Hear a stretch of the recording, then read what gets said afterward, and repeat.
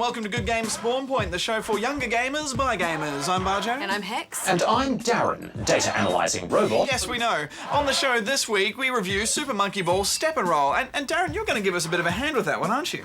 You don't actually use your hands with that game, Barjo. You step and roll. We also drop in on the Game Jam event in Sydney to see some young game designers go head-to-head in creating a game in just one weekend. We put the One Face review to the test with the Nintendo Balance Board, and we fit. But first, Darren, are you ready to step and roll? Affirmative.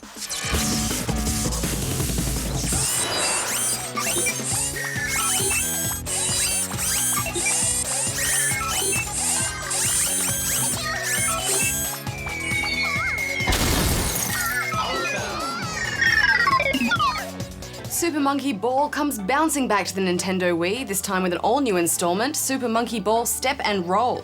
You have a monkey inside a bouncing ball, and it's your job to maneuver it through various obstacle courses into goals using the Wiimote. The single-player game has a bunch of unique worlds, each with their own set of unique challenges for you to try your skills at. Or you can sync up the balance board and use your whole body to try and help your monkey get through the courses, while collecting as many bananas as possible.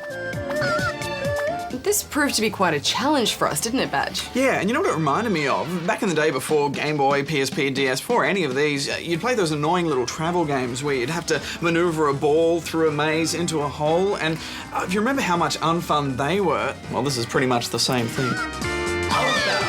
Yeah, I'd have to agree with you there. This game is frustration central.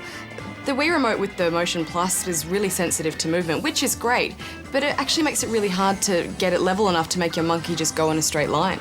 Once you get the hang of it, it's okay, but some of the courses are just so unforgiving that I got frustrated with it really quickly.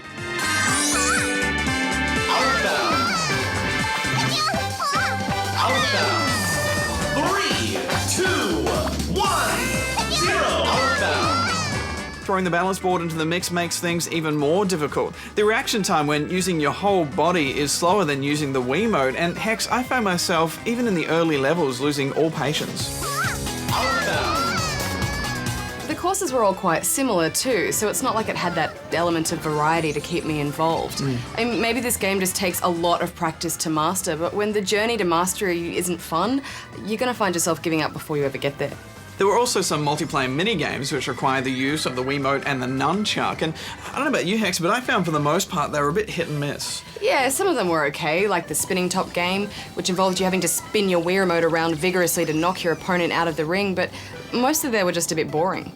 The pinball game was stupid, and there's one where you're tilting your Wiimote backwards and forwards to knock your opponent off a platform with your bottom.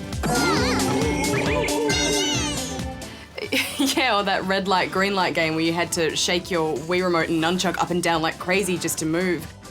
I felt like they tried to take advantage of every gimmicky way to use a Wii Remote in a bunch of mini-games that just weren't entertaining at all, even when pitted against friends. So what's the verdict?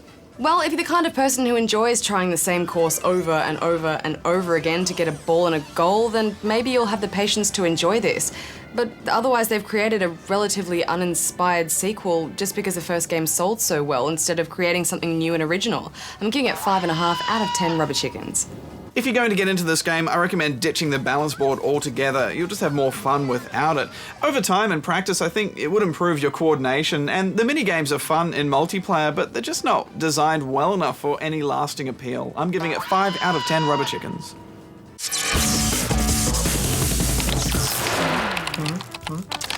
So Hex, what questiony goodness awaits us in the Askatron this week? Well, Badge, kicking things off today is Benjamin from Darwin.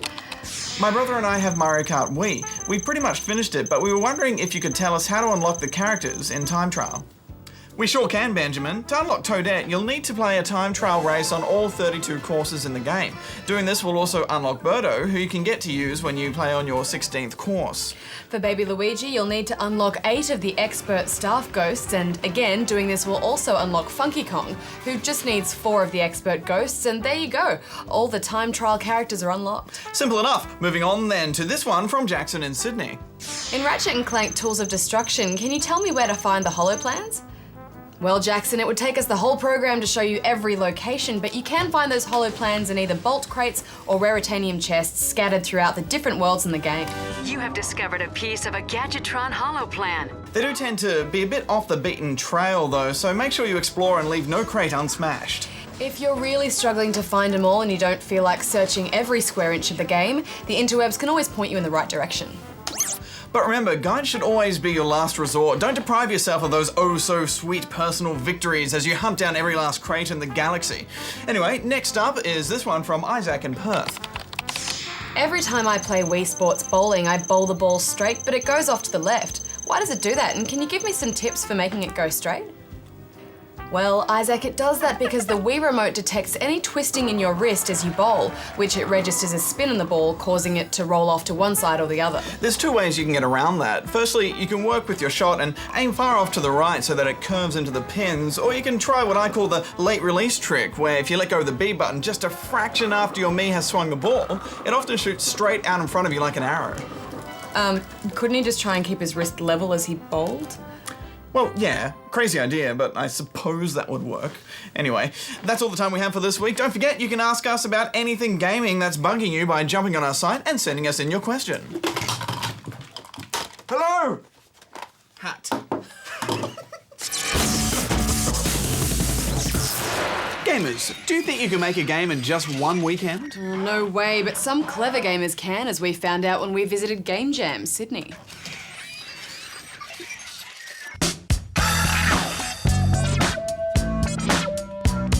Game Jam is a growing phenomenon around the globe.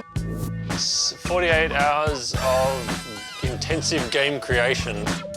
We've got 50 people here of a range of skills and backgrounds. It's an opportunity for people to get together and rapidly develop new ideas in a hothouse environment. Everybody starts at 5 p.m. in their time zone and goes for 48 hours over this weekend. There's a theme that everybody around the world has to build games based on. And the theme this year was deception. So all around the world, people are making deception games.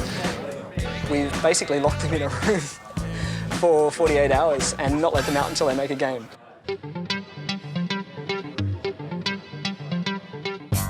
One reason to compete in the Game Jam is just like to have fun making a game and maybe get a shot at winning. But more than that, it's about building connections in the community. We're both programmers and game designers, but we really suck at art. So being able to come here and meet potential, lifelong connections, that's something that we really like doing. My game was called Tentacle. The gameplay was actually quite different to how we thought it would be from the beginning. My game is called Snowfall. We had a really cool idea and concept, and we put quite a lot of time into creating the engine and to make sure it was possible. And then once we had played it, it wasn't as fun as we'd hoped. But yeah, it was still fun to make it. I think it's the only time I've actually stayed up a whole 2 days. I think I had maybe 3 hours bad sleep on the floor last night.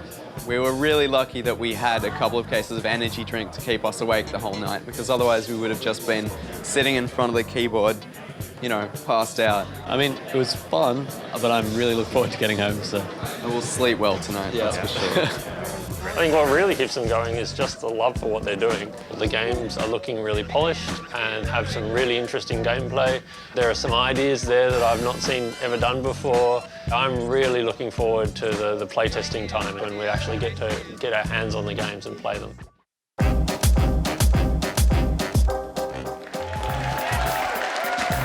Would the judges like to come on and tell us their decision? Most original gameplay idea. Nilly, most original gameplay idea. Come on up. Kill them by being angry at them. They die faster the angrier I am, so... Die!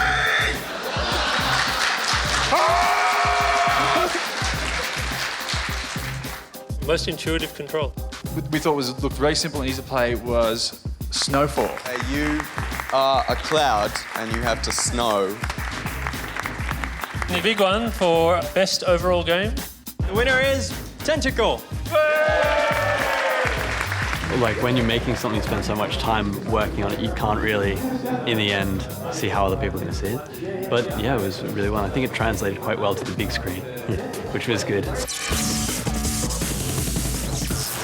Today we'll be discussing the crate of play Looking at some crate moments in gaming. and examining some of the greatest games of all time. Got nothing? So, crates. What is the deal with crates? Lots of games have got them, whether they're set in the past, present, or future. There's no escaping them. But why are they even here?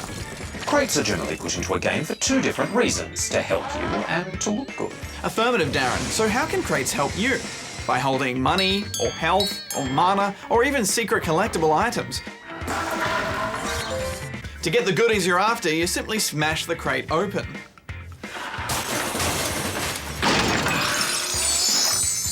Sometimes they're color-coded to let you know what's inside, and sometimes it's a mystery.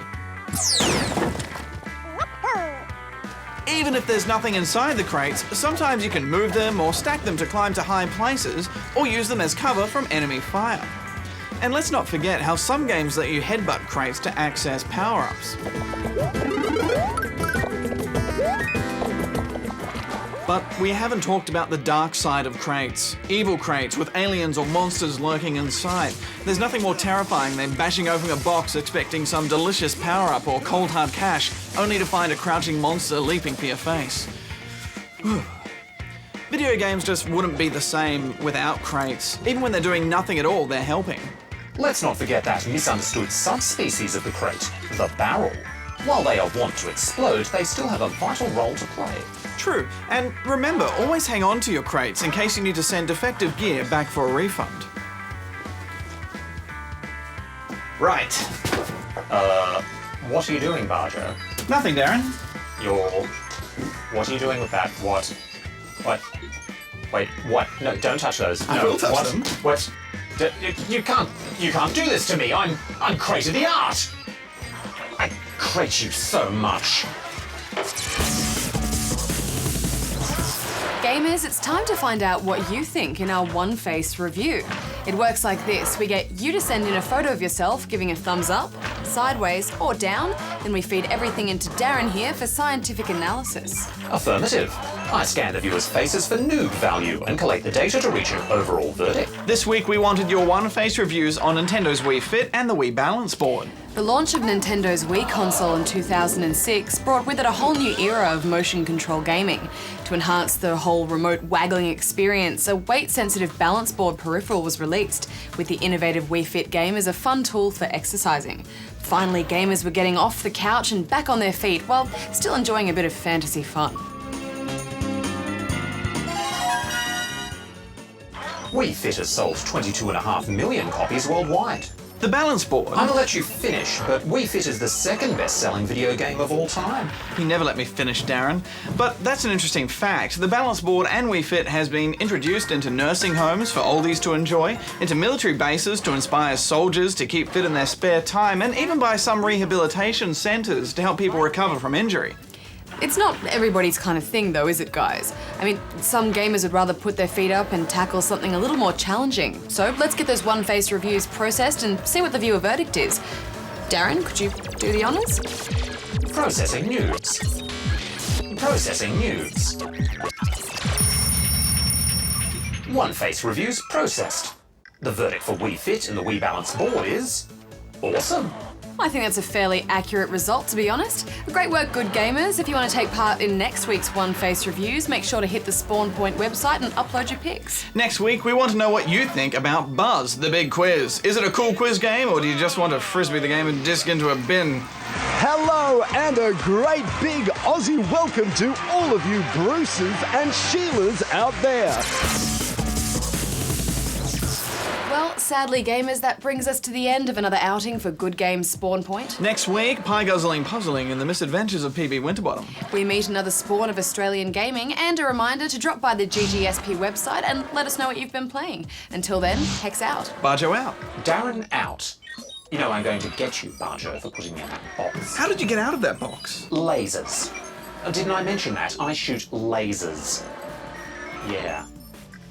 Wash it. Yeah, that's right.